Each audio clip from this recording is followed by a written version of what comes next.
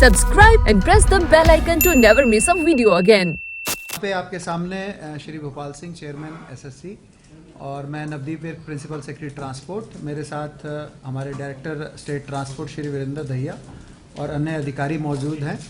तो आज जैसे आपको सबको पता है कि 5 और 6 नवंबर को एक कॉमन एलिजिबिलिटी टेस्ट हरियाणा सरकार द्वारा किया जा रहा है, जो ग्रुप सी की पोस्ट्स के लिए ये एक महत्वपूर्ण टेस्ट है। और कैंडिडेट्स जो हरियाणा के जो कैंडिडेट्स हैं जो अपने आप को सरकारी नौकरी में आने के इच्छुक हैं, उनके लिए भी एक बहुत ही एक इम्पॉर्टेंट ये इवेंट है। तो सरकार की एक कोशिश है कि कैंडिडेट्स जो हमने पिछले दिनों और पिछले एग्ज़ाम्स में कुछ हमने देखा कि कैंडिडेट्स को आने जाने में, क्योंकि लाखों कैंडिडेट्स एक दिन एक जगह से दूसरी जगह जाना होता है और सेंटर के आसपास भीड़ हो जाती है, बसों में भीड़ हो जाती है, कुछ लोग अपनी प्राइवेट गाड़ियों में आते हैं, पार्किंग की प्रॉब्लम्स होती हैं। तो इन सब चीज़ों को देखते हुए हरियाणा सरकार ने इस पर फैसला किया है कि वो अपनी तरफ से एक अच्छी सुविधा ट्रांसपोर्टेशन की सभी कैंडिडेट्स को जो है देंगे। तो पहले मैं ट्रांसपोर्ट रिलेटेड आपको एक ब्रीफिंग कर दूंगा कि क्या हमारे प्लान्स हैं, और उसके बाद आपके सवाल अगर कुछ होंगे तो मैं उसका भी जवाब दूंगा। और उसके बाद मेरी रिक्वेस्ट रहेगी श्री भोपाल सिंह जी से, ये अपना जो बाकी एग्ज़ाम से संबंधित जो भी बाकी इश्यूज़ हैं उसके बारे में बताएं और आपके सवालों को लें। तो जो ट्रांसपोर्ट अरेंजमेंट्स हमने किए हैं ब्रॉडली मैं आपको बता देना चाहता हूँ कि 22 में से 17 जिलों में हमारे टेस्ट सेंटर्स बनाए गए हैं, और जिसमें सारे स्टेट के यानी कि 22 जिलों के बच्चे वहाँ टेस्ट देने जाएंगे। तो इसमें क्योंकि एग्ज़ाम की सीक्रेसी को रखने के लिए सारा डाटा पब्लिक डोमेन में नहीं लाया जाता, उसको मद्देनज़र रखते हुए हमने ये ट्रांसपोर्ट अरेंजमेंट्स किए हैं। और ट्रांसपोर्ट अरेंजमेंट में प्रत्येक बच्चे को 2 चरण में एग्ज़ाम के सेंटर तक पहुंचने की सुविधा दी जाएगी। पहले चरण में जो ट्रंक रूट है, मान लो कोई बच्चा जैसे अंबाला से कैथल, अंबाला का रहने वाला है और कैथल जिले में उसका एग्ज़ाम है, तो वो अंबाला में जो नियरेस्ट हम स्पॉट नियुक्त करेंगे, जो वो चाहे मेन अंबाला कैंट या अंबाला सिटी का बस अड्डा हो सकता है, वो किसी सब डिवीज़न का बस अड्डा हो सकता है, वो कोई और बस अड्डा हो सकता है, डिपेंडिंग ऑन द डिमांड वो हम नियुक्त करेंगे। जब वो बुकिंग करने जाएगा, अपनी ऑनलाइन एडवांस बुकिंग जो अभी चल भी रही है वो करने जाएगा, तो उसकी डिमांड को देखते हुए वो निर्धारित करेंगे, बच्चे को बताएंगे कि आपने कितने बजे कहाँ से बस पकड़नी है। और कैथल में फिर जो उसका जो कैथल का मेन बस स्टैंड होगा या उसके एग्ज़ाम सेंटर का नियरेस्ट बस स्टैंड होगा, डिमांड को देखते हुए उसको वहाँ छोड़ा जाएगा, और वहाँ से आगे एक शटल सर्विस डिस्ट्रिक्ट के अंदर उस पॉइंट से लेकर के और आगे एग्जामिनेशन सेंटर तक शटल सर्विस की सुविधा होगी। अगर वो एग्ज़ाम सेंटर दूर होगा, किसी शहर के बाहर होगा, और शहर के अंदर जो है, शहर के अंदर जो डिस्ट्रिक्ट अथॉरिटीज़ को बताया गया है कि कोई वो ऑटो रिक्शा या इस तरह की जो सुविधाएं शहर के अंदर अन्य भी उपलब्ध होती हैं, वो भी जो है वो वहाँ जो है अवेलेबल, मतलब उनकी अवेलेबिलिटी रहे कैंडिडेट्स के लिए। तो ये हमारा ब्रॉडली जो है हमारा ये प्रबंध है। और इसके लिए कल हमने एक प्रेस रिलीज दिया था, उसमें हमने कहा था कि 13,700 बसें हम लगाएंगे, लेकिन उसके बाद भी हमने और वर्किंग करते हुए और उसको बढ़ाया है, तो करीबन 15,400 बसें टोटल हम इस अरेंजमेंट में लगाएंगे टोटल, और जो कि प्रत्येक दिन 7,700 बसों के करीब ये आता है। मैं इसमें आगे बताना चाहूँगा आपको कि हरियाणा रोडवेज की 3,100 के करीब बसें ऑपरेशन में हैं, और इस काम के लिए करीब 250 बसें हम निकालेंगे। तो उससे आप समझ सकते हैं कि जो हरियाणा रोडवेज के जो डेली ऑपरेशंस हैं वो काफ़ी इम्पैक्ट होंगे। और उसके लिए हमने प्रेस रिलीज के जरिए लोगों को पहले ही आगाह किया है कि जो हमारे जो लोकल ट्रांसपोर्ट है या district to district transport services हैं वो उस दिन 2 दिन तक बाधित रहेंगी, और सिर्फ हमारे कुछ लॉन्ग रूट के ही रूट्स चलेंगे। मान लो चंडीगढ़ से हिसार हो गया या रोहतक से दिल्ली हो गया, वो भी कम रूट्स चलेंगे, तो वो अपना देख करके इस यात्रा को करें। इसके अलावा हमने अलग से आज मुख्य सचिव महोदय ने सभी डीसीज डिप्टी कमिश्नर्स के साथ मीटिंग की है और हमने एक डिस्ट्रिक्ट लेवल पे एडीसी की अध्यक्षता में ट्रांसपोर्ट मैनेजमेंट कमेटी भी बनाई है, ताकि इन सभी जितने भी हमारे ये प्लान्स हैं इनको एक अच्छे तरीके से और ताकि किसी भी कैंडिडेट को कोई दिक्कत ना हो पहुंचने में, वो किया जाए। इसके अलावा हमने helpline numbers, district wise roadways के हेल्पलाइन नंबर्स भी जारी किए हैं, और अगर किसी को कोई सवाल है इसके बारे में वो हेल्पलाइन नंबर्स पे भी फोन कर सकता है। और मैं प्रेस के माध्यम से, आप सभी के माध्यम से, टीवी के समाचार पत्रों के माध्यम से सभी कैंडिडेट से आग्रह करूंगा कि अगर वो हमारी सेवा को लेना चाहते हैं तो अपना अग्रिम बुकिंग जरूर कराएं, उसमें उनको भी परेशानी नहीं होगी और हमें भी एक बेटर प्लानिंग करने में हमें एक सुविधा हमारे को मिलेगी। तो मेरी तरफ से ब्रॉडली यही पॉइंट्स है। कोई आपकी तरफ से कोई सवाल हो तो मैं उसको जवाब देने के लिए तैयार है कि नियरेस्ट जो पॉइंट होगा बाहर पे जो गाँवों में जो सेंटर होंगे वहाँ जाएंगे, उनके लिए शटल सर्विस रहेगी, शहर के अंदर भी रहेगी शटल। देखिए, पहली बात मैं आपको ये बताना चाहूंगा कि 70 से 80% जो सेंटर हैं वो अर्बन एरियाज में रखे गए हैं। जो मैंने एक ब्रॉड लिस्ट देखी है वो अर्बन एरियाज में रखे गए हैं। दूर दराज या गांवों के अंदर बहुत ही कम सेंटर्स रखे गए हैं, और जहां तक पॉसिबिलिटी होगी हम शटल सर्विस शहर के अंदर भी उपलब्ध कराएंगे। लेकिन कई बार क्या होता है कि कोई सेंटर वॉकिंग डिस्टेंस पे है, 500-700 मीटर पे है, तो उसके लिए वहां बता दिया जाएगा कैंडिडेट को कि भाई ये सेंटर इतना नजदीक है, पैदल भी जा सकते हैं। या अगर कोई 1 किलोमीटर पे है, जहां हम हमारी प्रायोरिटी होगी कि पहले दूर दराज के एरियाज को हम शटल सर्विस प्रोवाइड करें।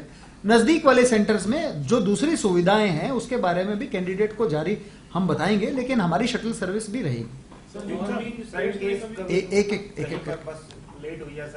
हाँ, तो हमने प्रत्येक जिले में रिजर्व बसेस का भी प्रबंध किया है।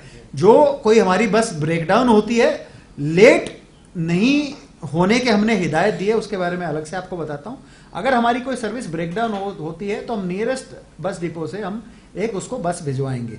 लेट ना होने वाली जो बात है, इसके लिए जो हमारा प्रबंध है उसके बारे में मैं आपको बता दूं कि जो कमीशन ने जो जारी किया है टाइम टेबल एग्जाम सेंटर खुलने का, कितने घंटे पहले उसको कैंडिडेट को प्रवेश मिलना है, तो वो 1.5 घंटे का समय निश्चित किया है स्टाफ सिलेक्शन कमीशन द्वारा और टेस्टिंग एजेंसी द्वारा कि 1.5 घंटा पहले वो सेंटर खुलेगा।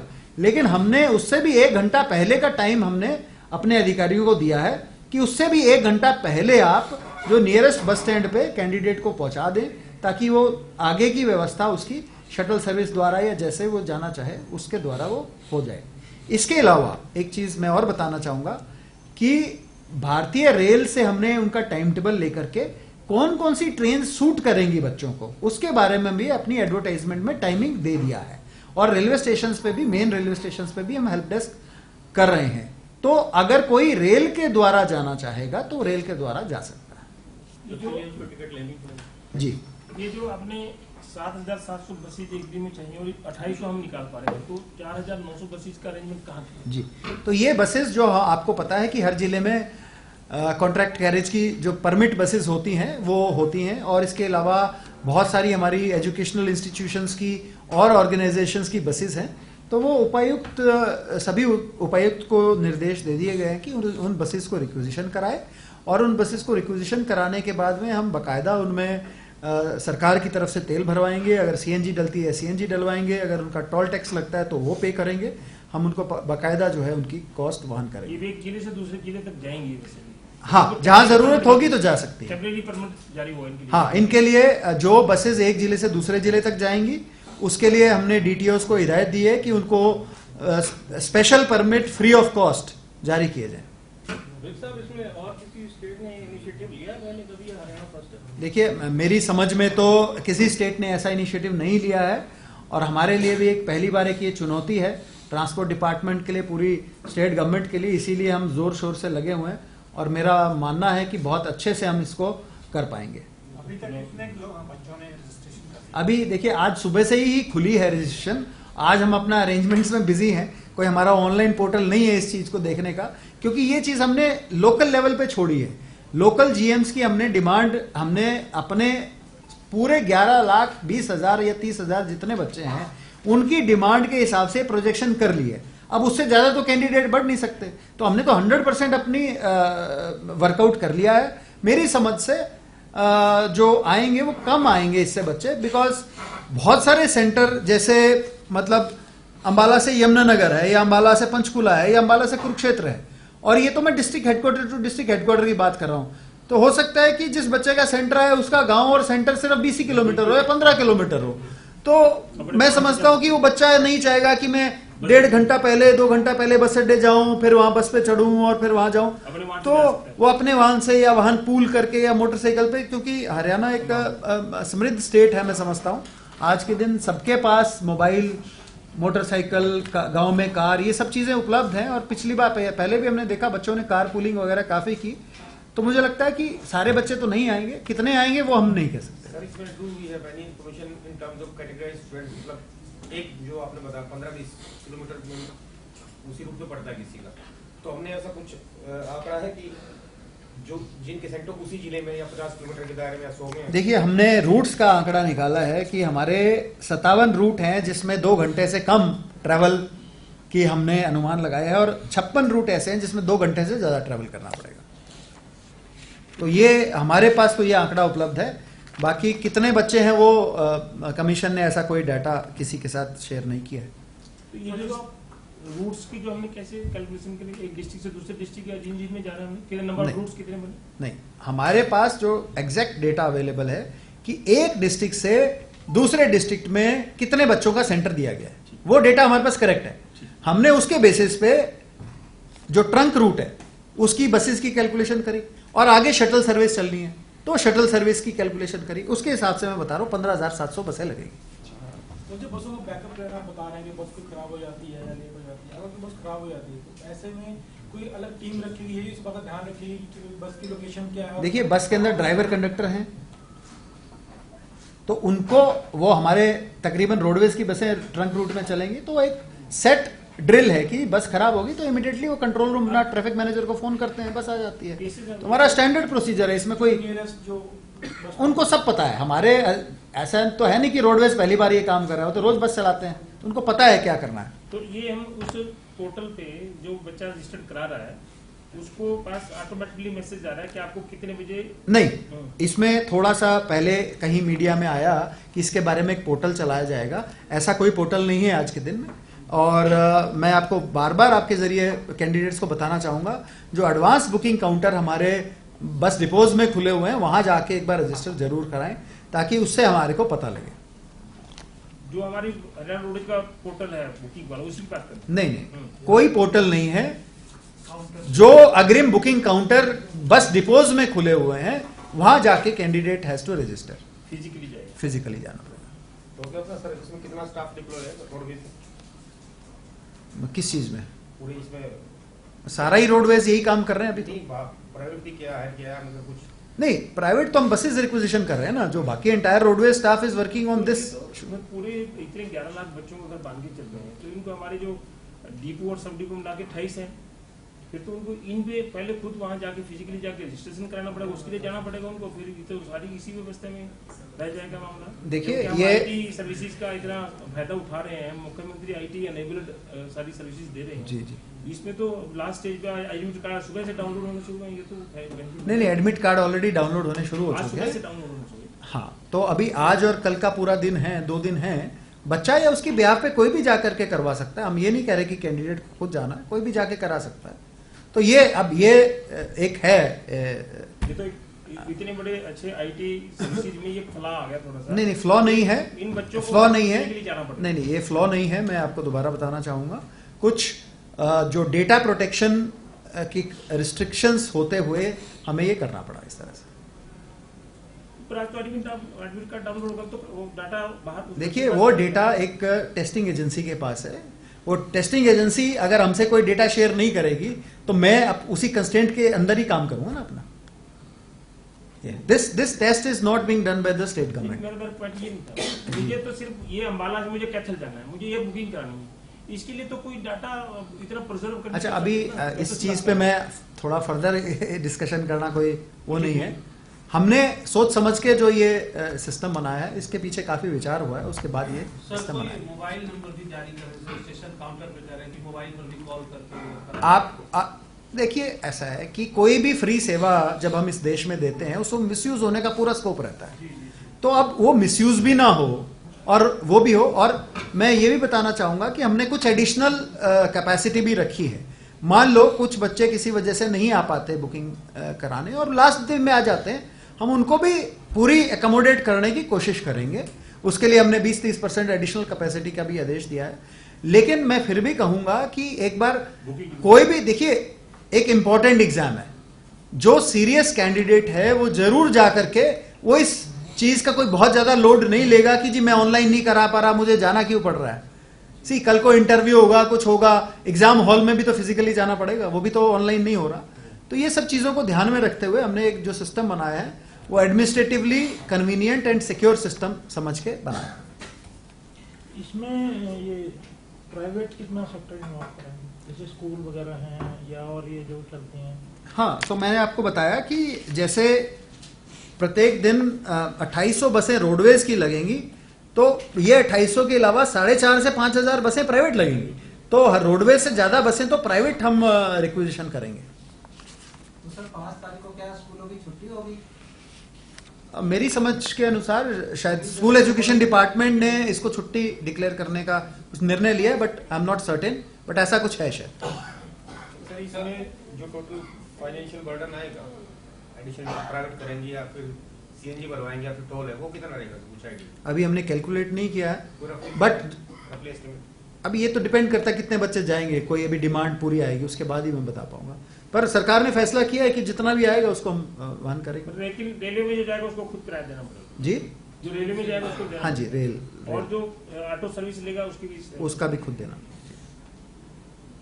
अच्छा चेयरमैन साहब, एक सवाल था मेरा। हाँ, तो पहले ट्रांसपोर्ट का खत्म कर लें, उसके बाद चेयरमैन साहब। ट्रांसपोर्ट को ही लेके है। हाँ जी, जी। जैसे जो सेंटर रखे गए हैं वो नजदीकी जिलों में रखे गए हैं या वो बहुत दूर हैं, जो ट्रांसपोर्ट की व्यवस्था? वो ऐसा है कि जो मेरे को ये देख करके, चार्ट देख करके समझ में आता है कि मैक्सिमम जो है नियर बाय ही एकोमोडेट करने की कोशिश की गई है, और जहां उतने उपयुक्त केंद्र नहीं मिले जिनको टेस्टिंग एजेंसी समझती थी कि हम यहाँ रख सकते हैं, उसके बाद आगे जाया गया। जैसे कि अगर आप रूट्स के हिसाब से अंदाजा लगाएं तो 57 रूट हैं 2 घंटे से कम, और 2 घंटे का टाइम भी मतलब ये है कि शायद अपनी कार से जाएं तो उस जगह 1 ही घंटे में पहुंच जाए। तो हमने टाइम को भी थोड़ा सा सेफ लेके, मार्जिन लेके चले हैं, और 56 रूट हैं जो 2 घंटे से ज्यादा है। तो मेरी समझ से 80% कैंडिडेट्स जो जहां जिस जिले में रहते हैं उसके आसपास के जिलों में ही एडजस्ट हो जाएंगे। 20% कैंडिडेट्स को 2 या 2 से जिले जाना। 56 रूट है 2 घंटे से, बाकी तो 2 घंटे से नीचे रहेगी जी, टोटल इतने ही है जी, 113। तो ये चेयरमैन साहब, ये जो आ रही हैं अभी 150 किलोमीटर का दे दिया, 200 किलोमीटर का दे दिया, विकलांगों का दे दिया, ये क्या है, इनमें सत्यता क्या है? ये लगातार पिछले बताऊंगा ना जब मेरा नंबर। अच्छा, आपका नंबर अभी तो मैं समझता हूँ ट्रांसपोर्ट के संबंधित सभी सवाल आपके जो है हो गए। तो मैं मंच आपको अभी माइक चेयरमैन साहब को हैंड ओवर करता हूँ। Thank you.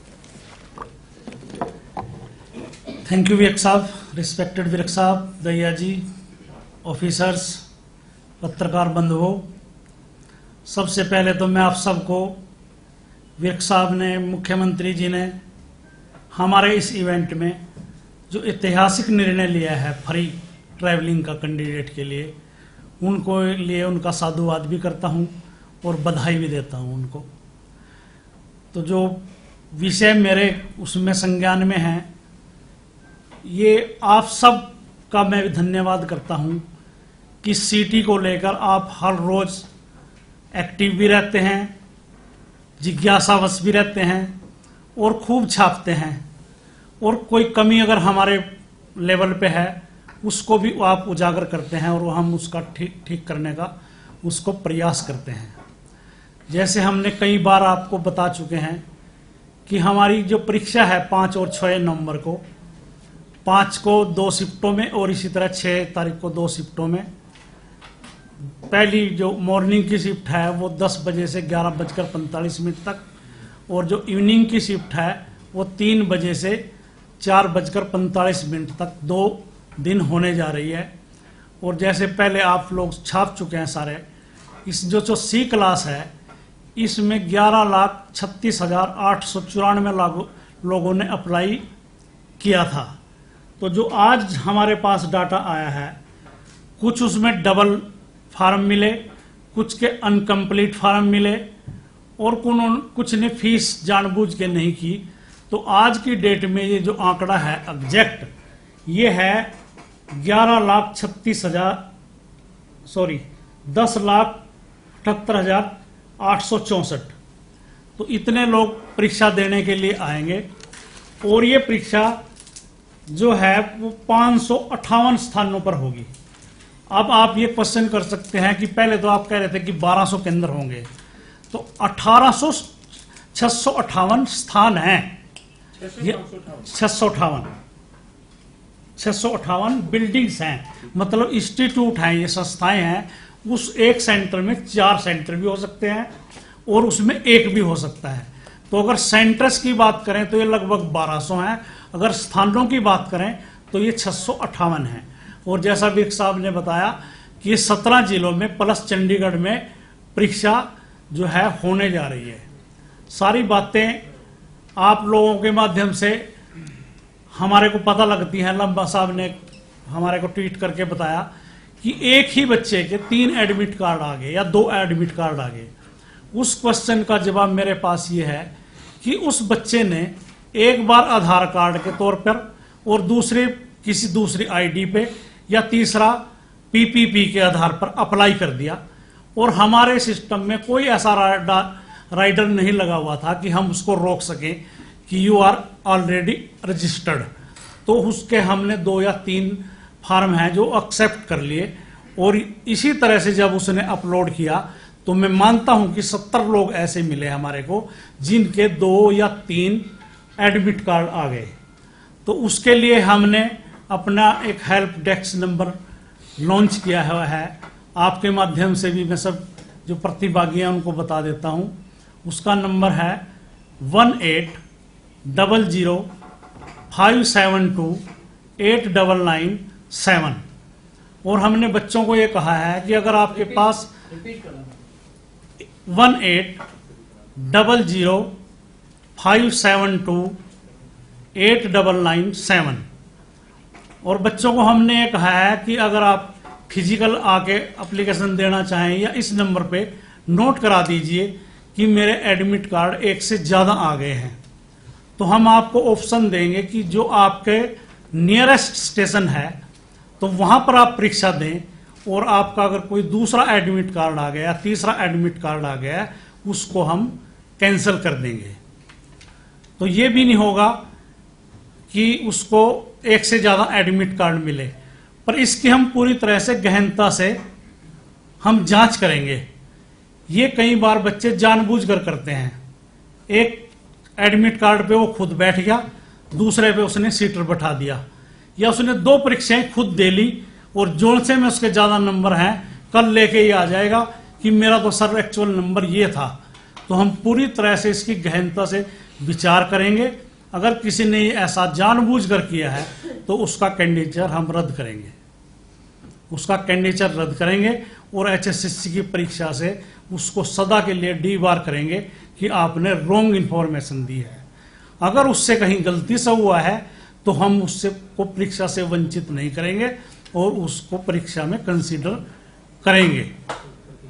इसी तरह से जैसे एक क्वेश्चन अभी आया कि हैंडीकैप्ड का जो है 150 किलोमीटर के डिस्टेंस पे सेंटर आ गया है, वो भी उस बच्चे की कहीं ना कहीं अपनी गलती है।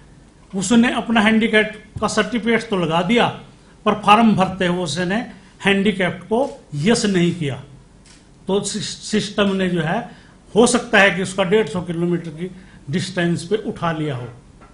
और जो आउट ऑफ स्टेट के बच्चे हैं उनको मैक्सिमम वो चंडीगढ़ और उनको फरीदाबाद में सेंटर दिए गए हैं।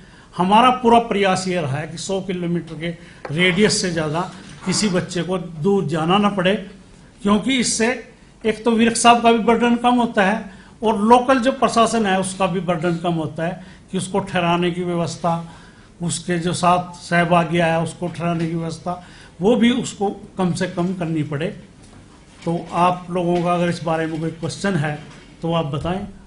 ये आपने कहा जी सीटर वीटर जो बैठ जाते हैं बच्चों ने इस तरह से भरे हैं, क्या अभी भी आशंकाएं ऐसी हैं कि ये जो फर्जीवाड़ा हो जाएगा? क्योंकि सिस्टम को फूल प्रूफ बनाने के लिए आपने काफी प्रयास किए हैं, अभी ऐसी आशंकाएं नजर आती हैं कि सिटी में भी हो सकते हैं कि सीटर आए, अगर है तो उनको रोकने के लिए क्या करा है? बिल्कुल संभावनाएं हैं। हरियाणा में जो है वो नकल माफिया और इस तरह का पूरा प्रभावी था और आज भी है। हम ये नहीं कहते कि हमने पूरी तरह से इसको फुल प्रूफ कर दिया है। हमने अपने टाइम में, जैसा सीएम साहब ने आंकड़ा बताया था, 771 लोग आज भी विभिन्न जेलों में बंद हैं।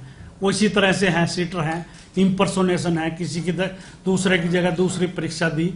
पर हमने अब की बार ऐसा किया है कि जिस बच्चे ने, जितने भी लोगों ने अप्लाई किया है 11,36,000, परीक्षा होने के बाद हमारे पास उनका ऑडिट करेंगे। हमने एक बेंगलोर की कंपनी हायर की है और हमारे को पता लग जाएगा कि एक बच्चे ने एक से ज्यादा फार्म भरे हुए हैं क्या। तो इसको रोकने का तरीका एक हमने ये अपनाया है और बिल्कुल भी हम इस पे पूरी लगाम लगाएंगे। एक सर इसमें जो आपने बताया कि 771 जो अभी जॉइंट बार्स, इसके अलावा कुछ जो उनके टच में रहे या डाउटफुल है, अंडर स्कैनर कुछ ऐसे भी? वो पुलिस इन्वेस्टिगेशन कर रही है कि क्या कौन माध्यम था। कई बार जब बच्चे हमारे पास आते हैं या पुलिस पकड़ती है उनको, तो ऐसे हैरत अंगेज सामने आते हैं कि उस बच्चे को ये भी पता नहीं होता कि मेरी परीक्षा दी किसने है। इसका मतलब वो किसी न किसी माफिया के या दलाल के चंगुल में है, उसको खुद भी पता नहीं कि मेरी परीक्षा किसने दी है। ये मतलब ये कहना है कि वन टाइम रजिस्ट्रेशन में तो 70 लोग हैं जो डबल या ट्रिपल जिनका, बाकी तो कोई सबका सिंगल ही है। नहीं, इसमें कुछ ऐसा है कि ये सी और डी का आंकड़ा अलग अलग है और इसमें जो डिफरेंस है या वेरिएशन है वो लगभग 86,000 का है। आपके पास भी और हमारे पास भी ये बहुत वो आ रही है कि मेरा जो है वो एडमिट कार्ड या रोल नंबर डाउनलोड नहीं हो रहा है। एक बच्चा ऐसा है, उसने केवल डी में अप्लाई किया है और अब एडमिट कार्ड सी का मांग रहा है वो, तो उसका टेक्निकल वो है तो उसका डाउनलोड नहीं होगा। ये यूमर्स फैल रहे हैं कि इसने फॉर्म तो भरा था पर इसका डाउनलोड क्यों नहीं हो रहा। वो पत्रकारों से भी बता रहा है, सोशल मीडिया पे भी जा रहा है। तो उसने, हमने उनको कहा कि बेटा अपना फॉर्म देखो, आप पहले आपने सिर्फ डी के लिए अप्लाई किया था और अब एडमिट कार्ड आप सी के लिए मांग रहे हो, जो संभव नहीं है। 86,000 का क्या आंकड़ा दिया? 8600 लोग ऐसे हैं, 86,000 जो डी और सी में अलग अलग हैं। इन्होंने डी में अप्लाई किया और सी में? हाँ, कुछ 10.5 लाख के करीब तो कॉमन है और ये 11,36,000 सी में है। तो इसका भी एग्जैक्ट तो है नहीं कि कितने लोग ऐसे हैं जिन्होंने अलग अलग में किया है, पर कुछ लोग ऐसे हैं जिन्होंने सिर्फ सी को भरा है, डी को भरा ही नहीं। जो आप ये कह रहे हैं ना कि जो किसी ने आधार पे रजिस्टर कर लिया, किसी ने पीपी पे रजिस्टर कर लिया, किसी ने एक और थर्ड आईडी पे रजिस्टर कर लिया, तो वो ओनली 70 लोग हैं जिनका 2-3। हाँ जी, जिनका एडमिट कार्ड एक से ज्यादा आ गया है। तो ये तो फिर जो आप कह रहे हो हमने ऑडिट कंपनी को दिया है कि ऑडिट करेगी, वो ये परीक्षा के बाद करेंगे हम। ये किस चीज का ऑडिट होगा? ये करेंगे कि इसने फॉर्म जो है एक से ज्यादा तो नहीं भरा, या इसने, इसका कोई ऐसा आधार कार्ड इसका ये है और इसके आधार कार्ड पे फोटो किसी और का है, इसका फोटो ही नहीं है इस पे। एक फॉर्म पे उसका ओरिजिनल फोटो है और दूसरे पे किसी और पर्सन का फोटो लगाया हुआ है। जैसे आपने बताया अभी कि पिछले कई दिनों से परीक्षाएं हो रही हैं, अब तो 8 साल हो चुके हैं। पीछे आपने जो पेपर लीक भी हुए, तो अभी भी आप कह रहे हो कि आशंका है कुछ भी हो सकता है। तो डिस्ट्रिक्ट में पेपर लीक ना हो इसके लिए क्या इंतजाम किए गए हैं? कहाँ पेपर, मतलब ये मत बताओ आप कहाँ रखे जाएंगे, लेकिन सुरक्षा व्यवस्था। नहीं, मैं खुले मन से कहता हूं कि हमारे टाइम में परीक्षा में पेपर सिर्फ एक लीक हुआ था। हमारा कांस्टेबल का पेपर 8 अगस्त 21 में लीक हुआ था। उससे पहले या बाद में हमारा कोई पेपर लीक नहीं हुआ। हाँ, कुछ मिस हैपनिंग हो जाती है कि कई बार कोई व्हाट्सएप पे फोटो खींच के या कोई पर्ची लेके 2 क्वेश्चन बता दिया। लीक का मतलब ये होता है कि पेपर शुरू होने से पहले ही वो आउट हो जाए, पेपर मार्केट में चले जाए 2 दिन पहले, 2 घंटे पहले। मैं पूरे दावे के साथ कहता हूं कि हमारे टाइम में पुलिस कांस्टेबल को छोड़ के कोई पेपर लीक नहीं हुआ। ये जो 1200 सेंटर जहां एग्जामिनेशन होगी, उसमें किस तरह के अरेंजमेंट्स हैं सिर्फ नकल को रोकने के लिए, चीटिंग ना हो? एजेंसी ने क्या किस तरह के स्टेप्स वहां पर लिए? या सीसीटीवी कैमरा भी है? जैसा कि एक बार वो आंकड़ा फिर से बता दीजिए, कितना स्थान है? 568 की 668 658 बिल्डिंग्स हैं। हाँ, इंस्टीट्यूट हैं 658, उसमें 4 भी सेंटर हो सकते हैं और 1 भी हो सकते हैं। सेंटर कितने? 17 जिले। शहर शहर में अगर मानने तो हमारा पेहवा, शाहबाद, संभाड़ का ये 3 या 4 सब डिवीजन है, बाकी हेडक्वार्टर हैं, जिला हेडक्वार्टर। 3-4 डिस्ट्रिक्ट हेडक्वार्टर भी ही है। हाँ जी, तो फिर बिग साहब का काम काफी आसान है। बिल्कुल आसान। चेयरमैन साहब, इसका रिजल्ट कब तक आ जाएगा? जैसा उन्होंने कहा, एनटीए ले रहा है परीक्षा, उन्होंने कहा 1 से 1.5 महीने में हम रिजल्ट दे देंगे। जैसा सर ने कहा कि नकल रोकने के क्या वो हैं, तो नकल रोकने के उपाय चूंकि एनटीए ले रहा है और हम तो सिर्फ उनका सहयोग कर रहे हैं, विर्क साहब कर रहे हैं, पूरी सरकार कर रही है, तो उनका अपना एक सिस्टम है, वो नेशनल लेवल की एजेंसी है, वो नकल रोकने के लिए वहाँ बायोमेट्रिक करेगी, वीडियोग्राफी करेगी, फोटोग्राफी करेगी, सीसीटीवी कैमरा करेगी, बायोमेट्रिक करेगी, और जो एक नया उपयोग वो अब की बार करने जा रहे हैं वो आइरिस का करने जा रहे हैं। आइरिस से आधार कार्ड से लिंक होगा वो, और जैसा कि उन्होंने बताया और एक्सपर्ट्स ने हमारे को भी डेमो दिखाया है, जो ये पुतली की आइरिस की जो जांच होती है, अगर बच्चा न्यू बोर्न है उसकी भी वही है और 90 ईयर ओल्ड की भी वही है। बाकी सारी चीजें का आकार बदल सकता है, चेहरे का आकार बदल सकता है, थंब इंप्रेशन का बदल सकता है, पर इस पुतली से जो आइरिस आइडेंटिफिकेशन है ये कभी नहीं बदलती। फिर आप कोई क्वेश्चन करेंगे कि आप आधार कार्ड अनिवार्य नहीं कर सकते।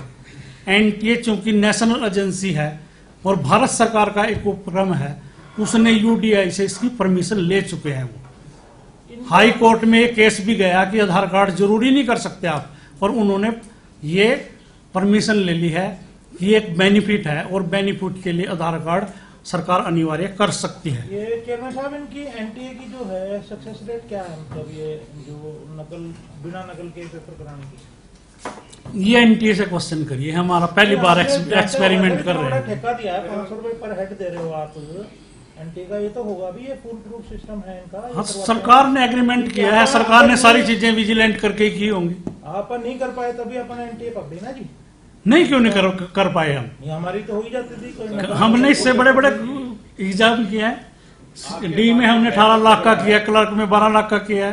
आपके पास तो बैकअप तगड़ा है, पहले इतना बैकअप तगड़ा नहीं था, ट्रांसपोर्ट पुलिस सब आपके साथ में, अब तो आप नहीं, कोई एनटी है वो पहला काम नहीं कर रही है हरियाणा में, पूरे देश में करती है। और आपको जानकारी में हो कि अब तो एक कंपनी हो, मतलब एक उपक्रम और बना दिया सरकार ने, NRA, नेशनल रिक्रूटमेंट एजेंसी। वो एसएससी से पहले जो क्वालिफाइंग टेस्ट होंगे, एलिजिबिलिटी टेस्ट होंगे, जो सेंटर के एसएससी है वो लिया करेगी पहले शॉर्ट लिस्टेड करने के लिए। की जिम्मेवारी एनटीए की है, मतलब कमीशन की नहीं अपनी, जो एजेंसी कर रही है तो जिम्मेवारी उसकी है। अच्छा, बाकी थोड़ा सा पढ़े, सिर्फ सीईटी का रिजल्ट आ जाएगा, उसके बाद की प्रक्रिया जो असली जिसके लिए काम हो रहा है, ये तो प्राथमिक चरण है, वो हमारे ग्रुप सी के कितने पद हैं और कितने दिनों में विज्ञापित करेंगे और कितना उसका प्रोसेस कितने गुना का जो रहेगा, क्योंकि वो कुछ कह रहे हैं कि इसको 5 गुना होना चाहिए, कुछ 4 गुना, कुछ 10 गुना, ऐसी डिमांड भी आ रही है, इसको पात्रता परीक्षा रखा जाए। तो अभी तक सरकार ने जो निर्देश जारी करके उसके अनुसार क्या है? देखिए, ऐसा है कि सरकार की तरफ से हमारे पास सी क्लास की जो लिए है वो 42,000 पोस्टों की रिक्विजिशन अभी तक आ चुकी है, जिसमें 7,000 के करीब टीजीटी टीचर हैं और बाकी दूसरी पोस्टें हैं दूसरे विभागों की। 42,000 पुलिस की भी है, उसमें 6,000 पोस्टें, 42,000 सी के लिए और लगभग 22,000 डी के लिए हमारे पास रिक्विजिशन आ चुकी है। जो आपका क्वेश्चन है, अभी तक ये है कि जनरल कैटेगरी का जो कैंडिडेट है उसको सीईटी में 50% और जो रिजर्व कैटेगरी के हैं, बीसी है, एससी है, एक्स सर्विसमैन है, हैंडीकैप्ड है, वो 40% इतने उसने अचीव करने पड़ेंगे। फिर वो हमारे जो पोस्ट के अगेंस्ट हमारा स्क्रीनिंग टेस्ट होगा उसके लिए वो क्वालिफाई होगा। ये पोस्टिंग कब एडवर्टाइज करेंगे? जनवरी में सीईटी का रिजल्ट आने के बाद, 25 दिसंबर तक जैसे रिजल्ट आएगा? हाँ, लगभग जनवरी में। 66,000 नहीं, 42,000 दोनों मिला के। हाँ, डी का अगले साल हो रही है परीक्षा। तो ये जनवरी में अगर हम अप्लाई करेंगे आवेदन करेंगे तो अब तो क्योंकि मुख्य काम छंटनी तो सीईटी में हो जाएगी, तो अगली परीक्षाएं जो हम करेंगे और उसका चयन प्रक्रिया कितने दिन में पूरी होने की संभावना, क्योंकि अभी तो सालों साल अटक रही है। 3 से 4 महीने में हमारे पास काउंट जो है वो लिमिटेड हो गए। अब तो हमारे पास अनलिमिटेड काउंट आता था।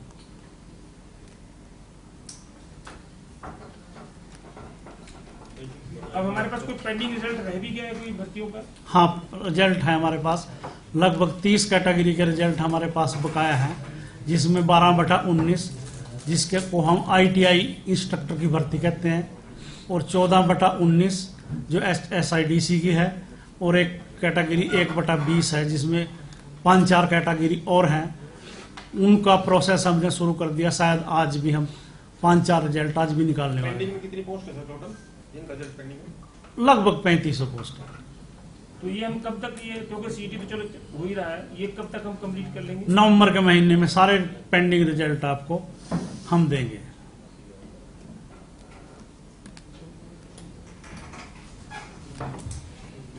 इसमें क्योंकि सर बड़ा सिस्टम इन्वॉल्व है, तो ये कई तौर पे कर्मचारियों की लापरवाही भी सामने आ जाती है।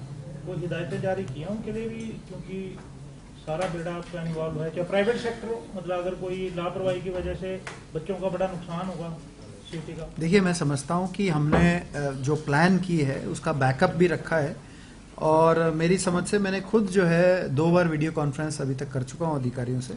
जरूरत पड़ी तो और भी करेंगे, खुद ही मॉनिटर कर रहा हूँ, और मुझे नहीं लगता कि कोई ऐसी लापरवाही आएगी जिससे किसी बच्चे का नुकसान होगा। Subscribe and press the bell icon to never miss a video again.